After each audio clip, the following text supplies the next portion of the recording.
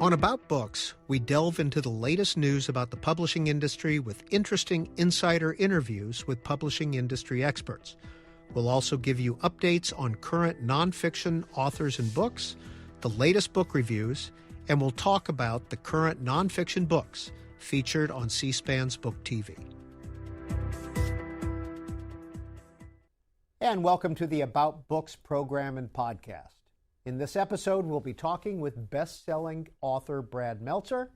But first, let's start with some recent publishing news. Former Attorney General William Barr's memoir about his time in the Trump administration will be released next week. Several news sources have cited passages from the book already. According to the New York Times, Mr. Barr asserts that the Republican Party should support another candidate in 2024, saying, quote, Donald Trump has shown he has neither the temperament nor persuasive powers to provide the kind of positive leadership that is needed. In regard to the last contested election, the former Attorney General writes, quote, the election was not stolen, Trump lost it.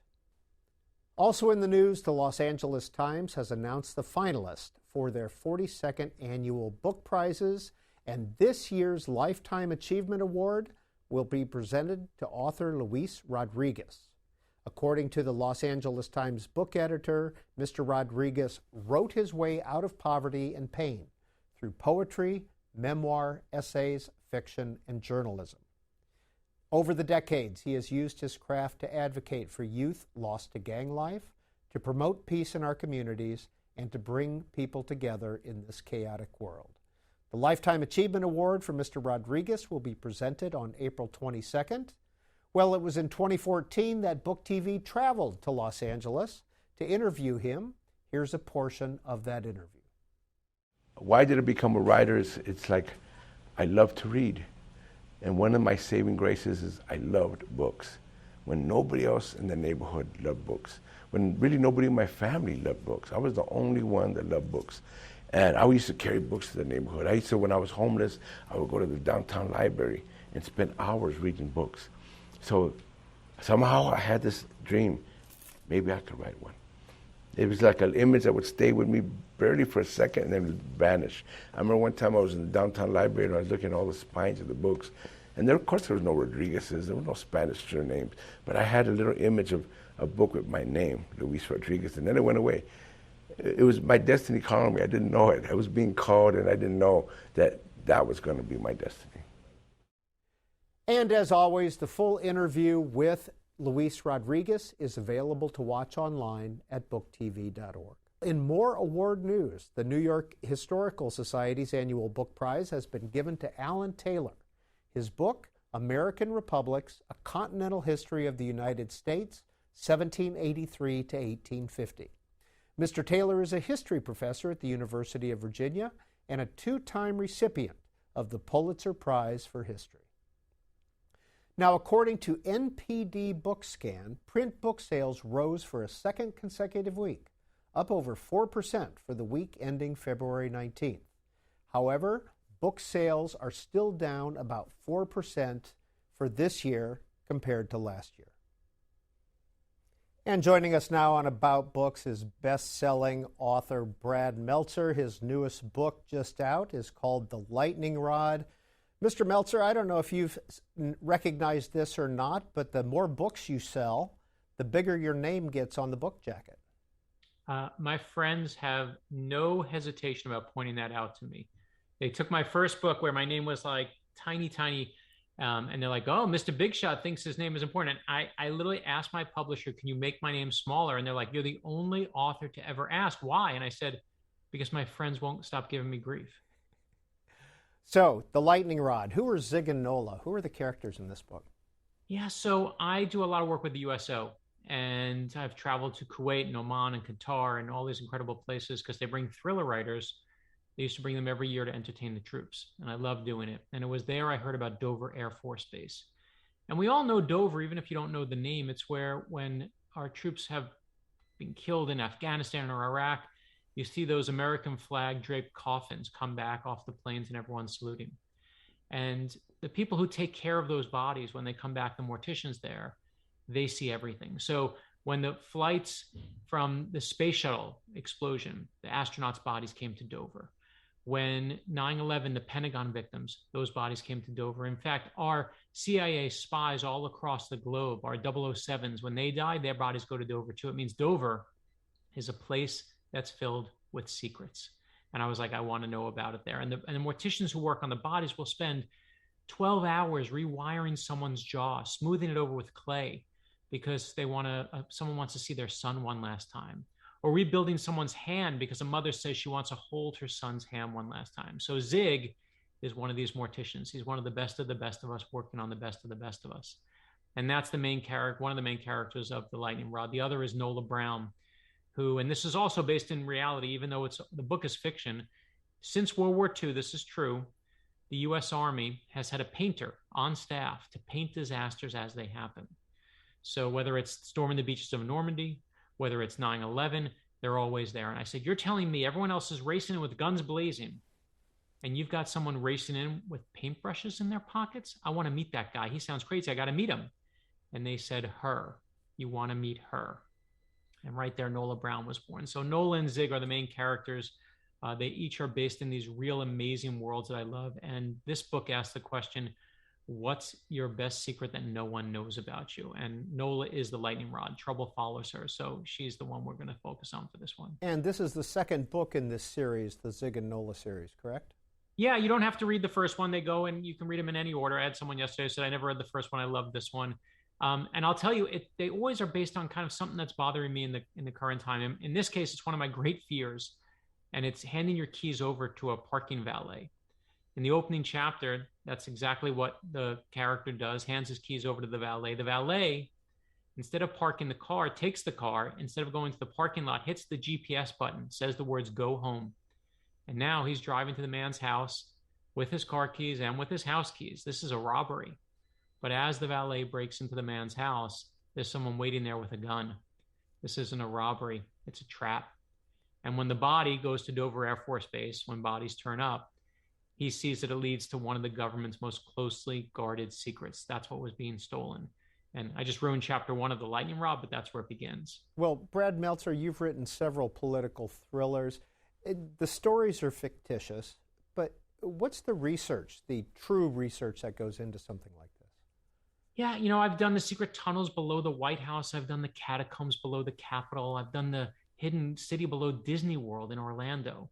And I always will find something that just makes me go, I need to know about that. And for the Lightning Rod, it was no different. I found out that the government has a dozen secret warehouses hidden all across the country. It's called the Strategic National Stockpile, that is there to hold all the antidotes for bioterrorism attacks.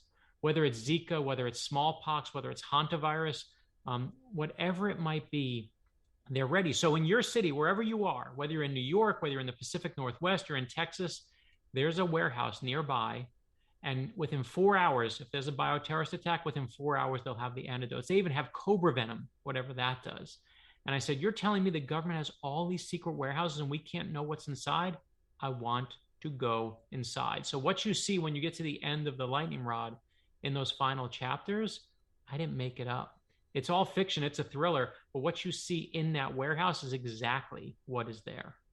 What's the level of cooperation you get from government sources? I've been pretty lucky. I had President Clinton and President Bush write me letters saying they like my books. It's helpful when the president will vouch for you. The Secret Service has helped me for over 20 years now. And why? Because I will keep their secrets. That's what the title is, the Secret Service. They'll tell me, hey, listen, we're going to tell you something. You can't write about it, but you need to understand it so you can write about this. And for 20 years now, I'm a man of my word. I was working for this book. I went to someone in the government who's in a big acronym agency, used to be there. And I said, how do you communicate? How, Peter, would you and I communicate if we didn't want the government to watch us? And they explained it to me this way. They said, Brad, get a Hotmail account. I want you to write an email to Peter, but don't hit send. Just hit save draft. Keep it in the save drafts file. Now give your login to Peter. Peter's going to log into your account. He's going to hit the save draft, read what you wrote him, and he's going to write a new draft to you and hit save draft. Because we all know if you hit send, all the encryption can be broken, WhatsApp can be broken, everything can be read once you hit send. Now you and I are communicating. We've never sent a single thing in cyberspace. It's a great idea until General Petraeus, the head of the CIA, used that exact trick that's in my book to cheat on his wife. And I called my friend. I was like, wait, I need something better. So what he gave me, you'll see in the lightning rod. I won't ruin that one, but you'll see is again, based in reality. And the government, I think has been really kind to me over the years because I never sacrifice security. Any building I go into, even when you go into these warehouses, I change the security. But I think they always appreciate that what they tell me I can write, I will write, and what I don't, you won't see. Well, Mr. Meltzer, you've gone from thrillers to nonfiction to a children's series. What is your children's series? Yeah, so we do children's books too. I was tired of my kids, the garbage that's being fed to them every day on the internet. When they flip on Instagram, when they're scrolling through, they're just being fed garbage. And I said, I want to give them better heroes to look up to, heroes of kindness and compassion, of perseverance. So we started with I Am Abraham Lincoln and I Am Amelia Earhart. We did I Am Rosa Parks, I Am Albert Einstein. My son loves sports. I said, you want to see what a real athlete looks like? Not a millionaire athlete, but a real hero looks like? Meet I Am Jackie Robinson. And an amazing thing happened, Peter, is as the 2016 election approached, two of our books, Hillary and Donald Trump, are arguing every day on TV, and two of our books started selling more than any others. And they were I Am Martin Luther King Jr. and I Am George Washington. And it wasn't a Democrat or Republican thing. It was that parents and grandparents on both sides were tired of turning on the TV and seeing politicians. What they wanted to show their kids were leaders. And we all know there's a huge difference between a politician and a leader. And in fact, I'm glad I even brought them. The two newest ones I have right here. I Am Muhammad Ali and I Am Malala. And the illustrations are by Chris Eliopoulos. We always draw them as kids because we want to remind kids these aren't the stories of famous people. This is what we're all capable of on our very best days. What's the technique for writing a children's book as opposed to a thriller? Kill less people. That's one rule. That's one. But the truth is, I don't treat it very differently. To me, a good story is a good story. If I'm doing a fictional thriller, or I'm doing a nonfiction adult book, or I'm doing I Am Muhammad Ali for the kids, a good story has to be a good story. And I think it's like the Supreme Court definition of pornography, which is you know it when you see it. When you find that detail of Muhammad Ali as right after he wins his gold medal in the Olympics, goes back to his hometown with the gold medal where they'll never serve him in the local restaurant. And he now has the gold medal that he wears into the diner and says, I'm ready to be served. I just want a cheeseburger and I want a milkshake. And they look at him with the gold medal on him and they say, we're still not serving you. And he takes that gold medal off and says, this is worthless unless we can all eat together and be united. That's an amazing story for adults. That's an amazing story for kids. So to me, you may use language that's a little different to make it a little easier to digest, but you got to just find the great story.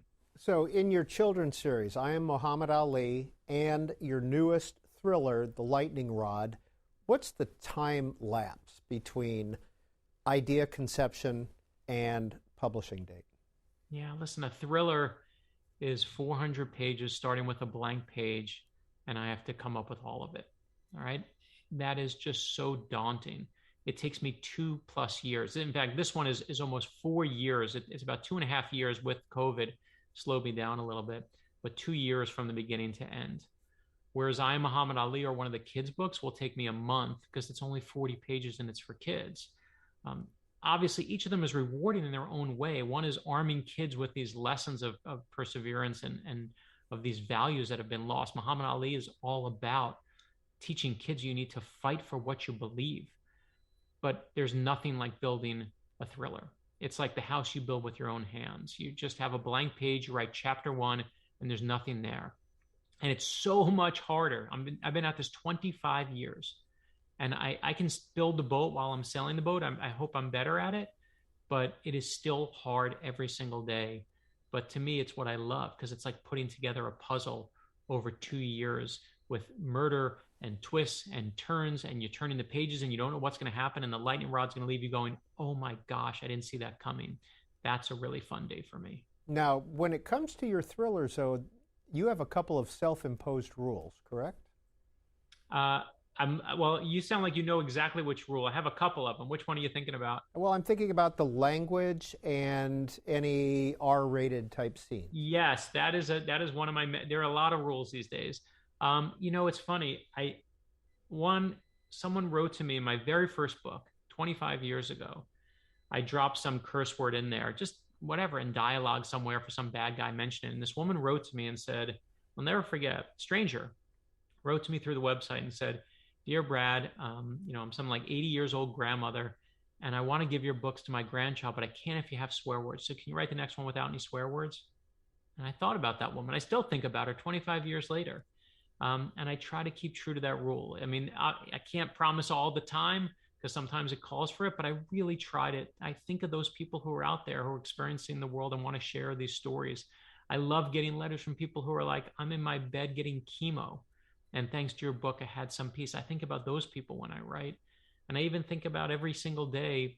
One of my rules for sitting down to write is I think about the 24 rejection letters I got on my first book.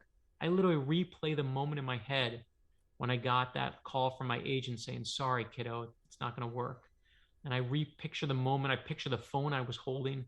It was one of those clear see-through ones where you could see the wires inside because it was high tech back then. I picture the desk on my left, the bed on my right, the fire station that's across the street from the balcony I'm looking at. And I say those words, Peter, to myself, sorry, kiddo, because I never, ever want to not be thankful for what I have. I never want to think I made it. I never want to be anything but as hungry as I was when I was 24 years old starting. For 25 years now, sorry, kiddo, sorry, kiddo, sorry, kiddo. It's the first thing I do every day I sit down to write. Brad Meltzer, we have talked with thriller writer Brad Thor as well, and in his continuous character, Scott, he says, yeah, there's a little bit of him in there. Is there a little bit of Brad Meltzer in any of your characters? For Zig and Nola, absolutely, and Brad's a dear friend of mine, so I know we hide in each other's in our characters. Zig believes, as someone who works at Dover Air Force Base, that with some kindness and generosity, you can make the world a better place. It's almost a naive belief, but it's an idea worth fighting for. That is absolutely my core belief, that you can do that. Nola, the other hero of the book, believes if you want the world to work the way you want, then you grab it by the throat and you force it to, because you can't stand around and be walked all over. And that's also an absolutely true idea. And I think what you see in the two of them is it's my core beliefs fighting for supremacy there. I don't know what the right answer is. And it takes in a strange way both of them to make the world work. So absolutely, every single day that I sit down to write these characters, it's a part of me talking to another part of me and just trying to figure out, it's my own personal therapy for it. If you taught writing, or maybe you do, what are two rules that you would try to give to your students, or two ideas? Oh, yeah. So one of them I firmly believe is don't let anyone tell you no. I got 24 rejection letters on my first book. 24 people told me to give it up. There were only 20 publishers at the time. I got 24 rejection letters, which means people were writing me twice. But don't let anyone stop you. Writing a book is like building a sandcastle, a grain of sand at a time. And the first day, if you write one page, you put down that grain of sand, you have nothing. Second day, second grain of sand, you have nothing. But after a year, if you write a page a day, you will have your little sandcastle. It's just you got to keep going. So don't let anyone stop you. Don't let anyone tell you no. That's rule number one. And rule number two is everyone always worries about the plot. I always say, I got to get a good plot. The single best plot is a great character. When I was working on the lightning rod and the escape artist, coming up with Zig and Nola, I knew what the opening scene was, but I was like, do not start this book until you have Nola. Don't start until you have it. It took me an extra 6 months. But the fact that, we just had Lee Child, the creator of Reacher, saying that Nola is one of the best created new characters in modern fiction, I mean, I was blown away. But it took me 6 months to work that character. And if you work that character correctly, you will have a great plot. Think of Harry Potter, or think of Dumbledore, or think of Scout and Atticus. If you love the character, you'll follow them anywhere. So to me, the other rule is you want a great plot, start with a great character. Well, let's go back to your children's series, Ordinary People Change the World, Mr. Meltzer. You had a brush with banning, didn't you? We did. This was unbelievable. So a little bit ago, we found out that our books, I Am Rosa Parks and I Am Martin Luther King Jr., have been banned in York County, Pennsylvania. And it had nothing to do with the content of our books. There were about 200 books that a diversity committee had put together for books to talk to kids about race. And the school board there said, hey, we want to read these books first before we can okay them for kids, which to me is a good idea. You don't just want to give kids books without knowing what's in them. And what happened was, and this was the trick the school board did, is a year went by and they still didn't clear the books. So effectively, it became a freeze on the books. Teachers didn't know whether they could use them. Librarians didn't use them. It became this ban. And I found out about it. I immediately went on my Twitter and Facebook and Instagram accounts, told everyone, listen, here's the full list of books.